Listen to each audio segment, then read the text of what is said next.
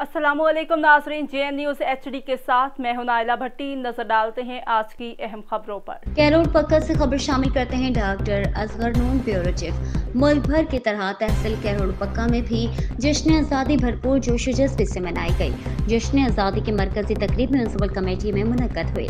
Assistant commissioner Ashraf Saleh ने परचम कुशाई की। इनके साथ DSP कैरोल पक्का अफजल अहमद और CEO बल्दिया अली अहमद साबिर हमराह थे। इसके अलावा परचम कुशाई की तकरीब में कैरोल पक्का की समाजी और सियासी शख्सियात ने शिरकत की। पुलिस के चाकू चुबंद दस्ते ने सलामी पेश की। जश्न आज़ादी की तकरीब में कैरोल पक्का के तमाम सहाफ़ी बरादरी भी शरीक थे। बाद जिना हॉल में पुरवकार तकरीब का इनेकाद किया गया। तकरीब में गवर्नमेंट प्राइवेट स्कूल्स के तलबा और तलबात ने भरपूर जोश और जज्बे के साथ शिरकत की और अपने ख्यालात का इजहार किया। तकरीब के इख्तिताम पर assistant commissioner Ashraf Saleh, DSP Afzal Ahmad, CEO बल्दिया अली अहमद साबिर ने खिताब किया और केक काटा गया।